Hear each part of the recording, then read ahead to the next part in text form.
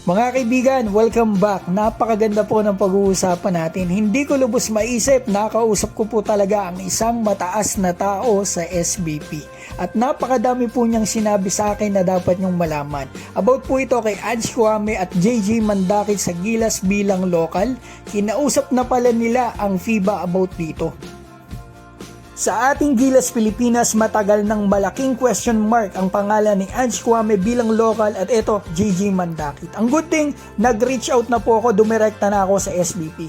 Kinausap ko po yung isang mataas na tao sa SBP. Ang good thing, kinausap po nila ako. Maraming salamat po. At talagang masasabi ko may isang salita po pala ang SBP. Kasi noon, nung babagong palit ang management ng SBP, eto nga, fan-friendly. Gusto daw nila ng SBP na fan-friendly yung SBP natin ngayon. At napatunayan ko na totoo nga mga kaibigan. Nice one. So ang sabi po sa akin ng very reliable source natin from SBP via Instagram message about kay JJ Mandakit para sa Gilas ay eto.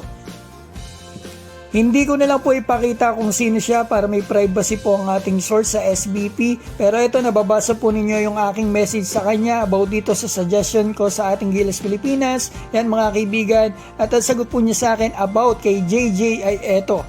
Actually, kinausap na namin ng FIBA about it. Mahirap daw siya i-transfer sa federation natin with sad face. So ang SBP natin ngayon na binabash ng ilan ay kumikilos pala ng tahimik. Hindi pa man nila kinakausap ng SBP sila JJ, pero kinausap na pala ng SBP ang FIBA about JJ. Kung i-analyze po natin mga kaibigan yung sinabi sa akin ng SBP at yung rules ng FIBA about sa tulad ni JJ, makakalaro dapat itong si JJ na local sa Gilas base sa rules ng FIBA. Kasi si JJ ay 16 years old pa lamang nung huli naglaro ito sa Team USA sa U17. Pero bakit mahirap ng FIBA i-transfer si JJ? Yan ang hindi ko po alam. Mahigpit po ba ang FIBA sa Gilas? Pero, ang good thing, ang sabi po ng FIBA ay mahirap i-transfer si JJ at hindi naman nila sinabing hindi pwedeng i-transfer. At habang kausap ko po ang SBP, ay kausap ko din po ang handler ni JJ. Gustong gusto talaga nila, interesado daw talaga silang makalaro si JJ sa Gilas, lalo pa daw po ngayon na ang kamag-anak daw ni JJ ay naglalaro ngayon dito sa Pilipinas sa 3x3 si Alexis Pana na talagang nagugustuhan daw talaga dito sa Pilipinas. At nasabi pa sa akin ng handler ni JJ ang NBA updates natin sa kanya. Ang agent daw po ni JJ Mandakit ay si Sam Permut ng ROC Nation. At natuklasan ko na hindi pala basta-bastang agent to. Hawak pala niyan si LaMelo Ball. At nagulat ako, pati palang naturalized player ng Gilas na si Benny Boatwright ay player din ng agent na ito. So iisa ng agent, etong naturalized ng Gilas na si Boatwright at etong si JJ Mandakit.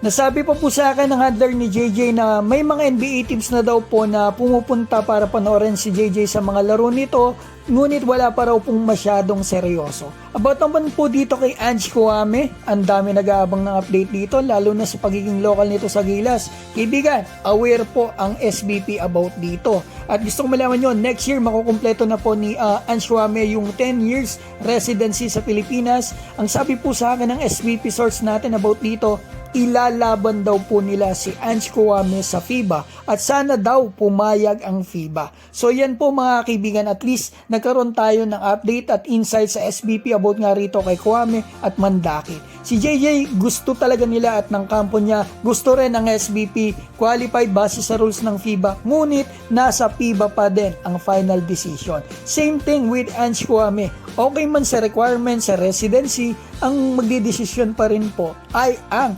Secretary General ng FIBA. Kaya sana po iwasan na natin ang bashing sa Gilas, sa coach man, sa player, or sa SBP. Nalinawan na tayo kaibigan, kumikilos po ang ating SBP at nakikinig sa atin. At sa bagong SBP management natin ngayon, successful ang ating national team at may isang salita pala sila. Good job SBP, mabuhay po kayo. Mag-comment ka na sa baba kaibigan about dito sa topics natin, especially kung mahigpit ba sa atin ang FIBA pagdating sa eligibility. Shoutout ko po pala si Bongi Guevara ng Melbourne, Australia, Greatest Fireball TV, Jonathan Sagun, Agerico Salvador, Ralph Flores, Coach Haji, Kukwa Martins Lutuan, Noel Goso, Larry Gaufo, Roel Manuel, Aten Star. Mga kaibigan, maraming salamat po.